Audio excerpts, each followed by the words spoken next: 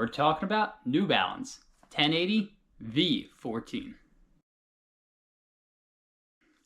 Welcome back to the channel. I'm Cody with the Shoe In With Cody, and today we got ourselves a good one. We're talking about the newest daily trainer from New Balance. We're talking about the 1080 V14.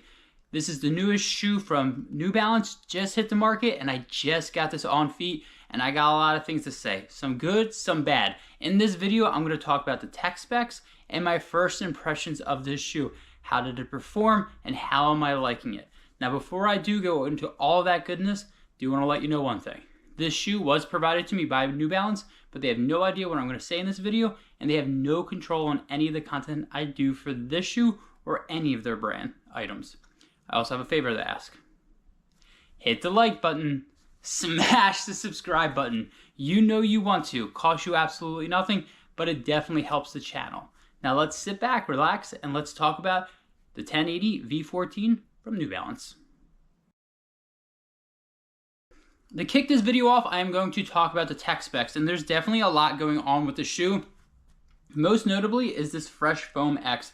There's a lot of it. We're looking at 38 in the heel and 32 in the forefront, giving you a 6mm drop shoe, and there's a ton of it. I mean, look at this. It is just so squishy. Look at that. This is definitely one of the more squishier foams that New Balance offers, but it definitely offers a ton of it. We're talking about a lot. 38 in the heel is definitely a good amount. Getting close to that Super Max, Super Trainer, whatever category you want to talk about. But I'm going to put this in a daily trainer / max cushion shoe. The upper is really nice. It's a jacquard upper, nothing too crazy. It's similar to a lot of daily trainers where you're definitely more padded. It's definitely has a good tongue right here, good amount of padding right there. It is a gusseted tongue. The heel is definitely a nice heel counter right here. Lock it in, no issues at all. The bottom of it, some decent rubber, nothing too crazy. Just gets the job done. Again, this is a road shoe, so not a trail. So for the amount of rubber right here, just getting the job done. For this weight of this shoe, I think you're looking at, in my size, about 10.5. So one thing I do want to point out, it's not the lightest shoe out there.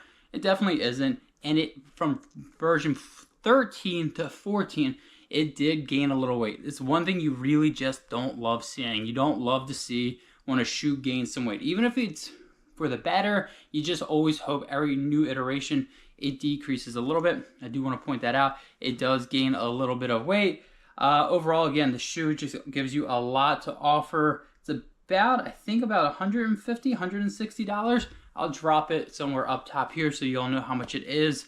But again, this is that daily trainer, and I'm starting to feel like most daily trainers are more leaning on that max cushion daily trainer, not that traditional daily trainer. So I'm going to say max cushion daily trainer.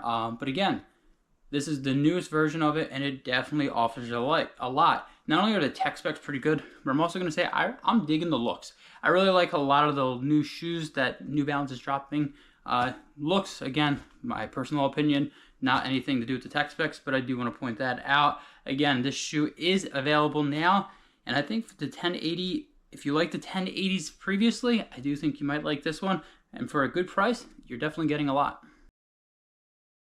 While I know you like tech specs, I know you clicked on this video for that first impressions, and I've been putting the miles into the shoe. I haven't had the shoe long, but I definitely been putting that work in. I have about maybe 8 or 9 miles so far on this shoe, and it's definitely, I really love the foam. Okay, so the Fresh Foam X feels really nice, and there's a ton of it. So if you're all about that squish or all about that foam, yeah, I think you're really gonna enjoy the shoe. The reason why I paused a little bit, because I like this Fresh Foam X and I like it like this, but it's different than the previous version. Previous version, I've kind of just put in that daily trainer recovery. This time around, this iteration, this thing feels springy. That's the word when I'm running and I'm running in it. I'm like, what is the word I want to think about? It just feels really springy, and I felt faster in this shoe than I did in the previous version. I looked down at my watch and I was in the low 7s, and when I went for a run for this one, I was thinking more of recovery, more just kind of cruising pace, and when I got to that low 7s, I was like, whoa, okay. This feels very different than what I'm used to from the more recent 1080s. Not the historically 1080s, but the more recent one. So again, I really am digging this foam. It's just responsive compared to the previous version. The upper, I had a really nice lockdown in, put it on, very comfortable, no issues at all. There's really only one issue I've had with the shoe so far, and in PA, where I live, it's been really hot. I think on a couple days ago, it was about 80 degrees. This is a hot shoe. It is a hot shoe. I am telling you, my foot was cooking.